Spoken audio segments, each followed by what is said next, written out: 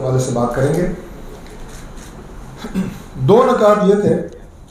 کہ سب سے پہلے تو یہ کہ جسٹس ریٹائرڈ شوکت عزیز صدیقی صاحب کے کیس کا حوالہ وہ اس خط میں بھی تحریر کیا گیا، اور اس حوالے سے بھی یہ دریافت کیا گیا کہ چونکہ اس پہ فیصلہ آ چکا ہے، لہٰذا آئندہ اگر اس طرح کی کوئی مداخلت ہوتی ہے اس حوالے سے جو طریقہ کار ہے اس کے بارے میں رہنمائی دی جائے۔ جو جسٹس شوکت عزیز صدیقی صاحب کا معاملہ تھا، چونکہ وہ براہ راست انہوں نے اداروں کے جو فرد ہیں ان کا نام لیا، اور جو ایلیگیشنز انہوں نے لگائے جو بعد میں سپریم کورٹ آف پاکستان نے ان کے حق میں فیصلہ بھی دیا،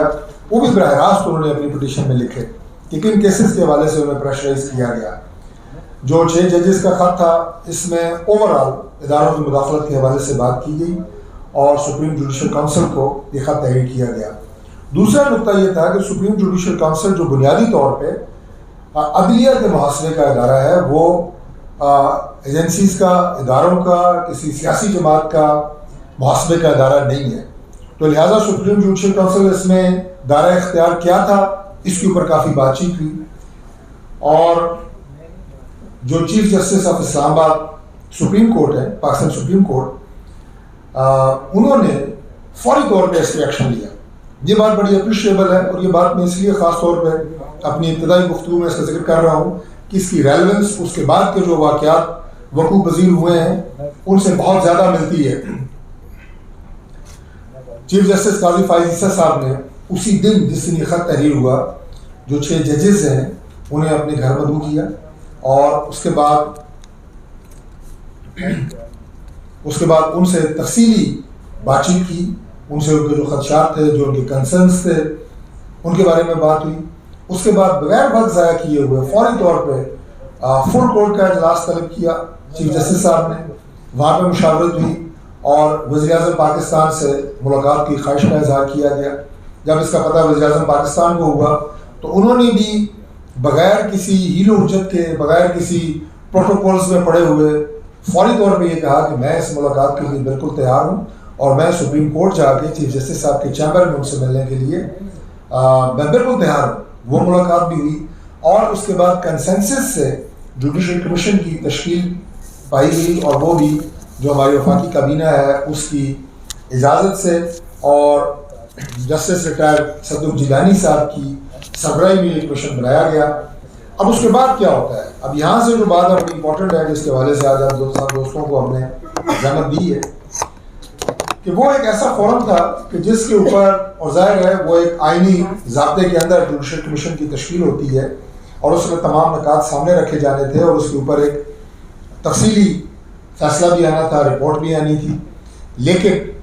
بہت افسوس اس بات کا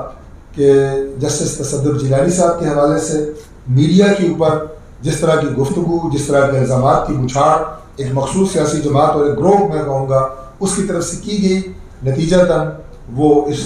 جوڈیشل کمیشن کی سربراہی سے مستعفی کہوں یا انکاری ہوئے،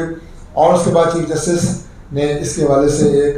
سو موٹو ایکشن لیا، اور آج اس کی پہلی ہیئرنگ جو ہے وہ سپریم کورٹ آف پاکستان میں ہوئی۔ یہ تھوڑی سی تفصیل آپ کے سامنے اس لیے میں نے رکھی کہ تاکہ جو آرڈر آف سیکوینس ہے وہ آپ کے سامنے رہے تمام واقعات کا۔ اب جو صورتحال ہے اس حوالے سے میں جس سیاسی جماعت کا اور جس گروہ کا میں نے ذکر کیا، اب وہ سپریم کورٹ آف پاکستان اور موجودہ جو اس کیس کے حوالے سے سماعت ہو رہی ہے اس کے اوپر جو الزامات کی بچھاڑ کی جا رہی ہے وہ ایک انتہائی افسوسناک اور انتہائی الارمنگ سچویشن ہے۔ یہ دو لفظ میں نے اس لیے استعمال کیے کہ جو 6 معزز جج صاحبان کا مدعا ہے وہ کیا ہے؟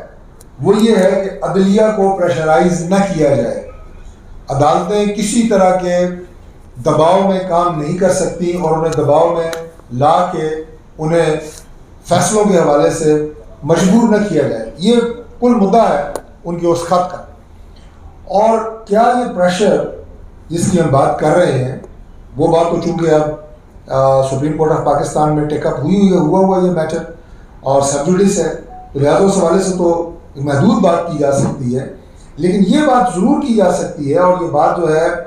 اینڈ فیکٹس کے مطابق ہے کہ کیا عدلیہ کو جو دباؤ ہے اس کا سامنا صرف کوئی اداروں کی طرف سے جو ایک مبینہ خط لکھا گیا ہے اس کے حوالے سے ہے، یا